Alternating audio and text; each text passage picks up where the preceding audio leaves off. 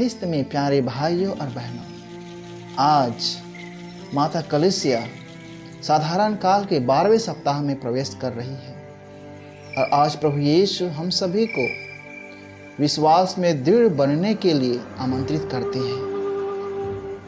एक बार उत्तरी अमेरिका के सबसे बड़ी मिसिसिपी नदी में बाढ़ आ रही थी। नदी के किनारों पर पानी भर रही थी और आसपास के घर सब बाढ़ में बह रही थी। एक महिला जिसका नाम डोरोथी थी, उनके घर के आसपास पानी तेजी से बढ़ रहा था। पानी सामने के बरामदे के स्तर तक पहुंच गया था जहां डोरोथी खड़ी थी। जब एक नाव में सवार एक आदमी आया और डोरोथी को पुकारा, आओ और मैं तुम्हें ऊंची भूमि पर ले जाऊंगा।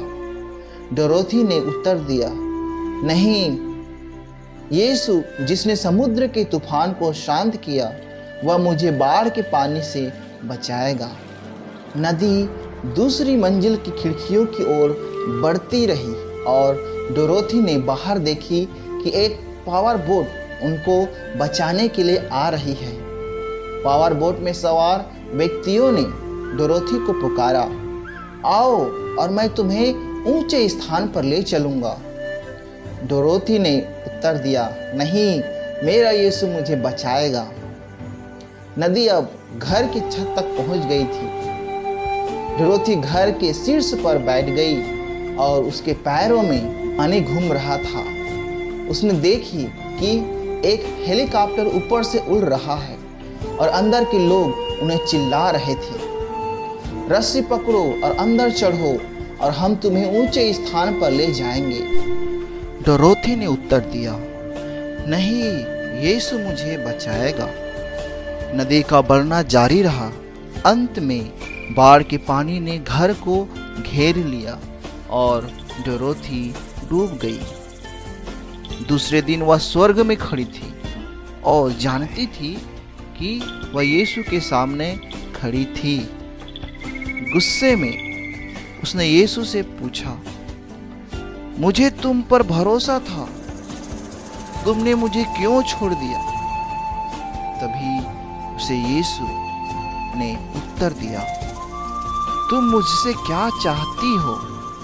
मैंने तुम्हारे लिए एक नाव, एक पावर बोट और एक हेलीकॉप्टर भेजा, फिर भी तुम मेरी मदद नहीं लिए।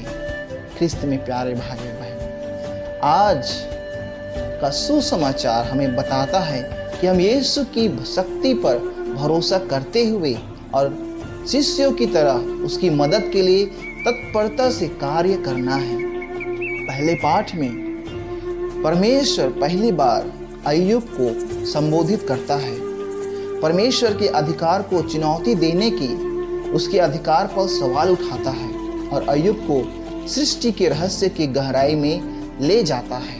हम सुनते हैं कि कैसे प्रभु अय्यूब से बात करते हैं, जिसका जीवन तूफानों से तबाह हो गया था, जिसमें उसकी संपत्ति का पूर्ण नुकसान, उसके प्रियजनों की मृत्यु और एक पूरे शरीर की बीमारी से जिसने उसे दुख में छोड़ दिया था। तूफान में से परमेश्वर अय्यूब को याद दिलाता है कि वह परमेश्वर के नियंत्रण में है। दूसरे पाठ में हम सुनते हैं पौलुस व्याख्या करता है कि यीशु हमें नई सृष्टि बनाने के लिए मर गया। प्रेम के इस उपहार को प्राप्त करने के लिए हमें अपने जीवन की सभी स्थितियों में यीशु के लिए जीना, जवाब देना होगा, क्योंकि यीशु जीवन के अज्ञात समुद्र के माध्यम से हमारे सामने चला गया है। आज के सुसमाचार में संत मार्कुस पहली सदी के विश्वासियों को आश्वासन करते हैं कि जब तक पूर्ण जीवित प्रभु उनके साथ है, तब तक कोई भी कलीसिया के लोगों को नुकसान नहीं पहुंचा सकता।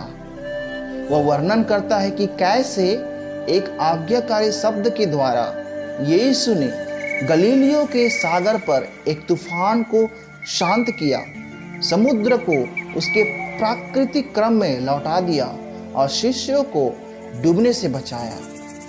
यह घटना हमें याद दिलाती है कि यीशु हमारे जीवन की नाव में विश्राम करते हुए जीवन के तूफानों में हमारी मदद करने के लिए हमेशा तैयार रहते हैं। ख्रिस्त में प्यारे भाई और बहनों, हम सभी समय के समुद्र के पार अंतकाल के तट की यात्रा कर रहे हैं। इसीलिए यह स्वाभाविक है कि कभी कभी हम सभी अलग अलग अनुभव करते हैं। हमारे जीवन में कई प्रकार की हिंसक तूफानें आती है, जैसे कि शारीरिक तूफान, भावनात्मक तूफान और आध्यात्मिक तूफान। हम दुख, संदेह, चिंता, प्रलोभन और जुनून के तूफानों का सामना करते हैं। जीवन में जिन तूफानों का हम सामना करते हैं वे अक्सर हमें बनाते हैं और या तोड़ते हैं। ये तूफान या तो हमें ईश्वर और एक दूसरे के करीब ला सकते हैं या हमें ईश्वर और दूसरे से दूर कर सकते हैं। और यह केवल यीशु ही है जो अभी भी हमारे लिए इन सभी तूफानों को रोक सकते हैं। यीशु हमें दुख की आंधी में सच्ची शांति दे सकते हैं। जब हम पूरी तरह से दुख से उदास होते हैं तो यीशु हमें आने वाले जीवन की महिमा का आश्वासन देते हैं। तो आइए हम प्रभु यीशु पर भरोसा रखते हुए अपने सभी आवश्यकताओं के लिए पिता ईश्वर से प्रार्थना करें और उन्हें दृढ़ विश्वास का आशीष और वरदान मांगे।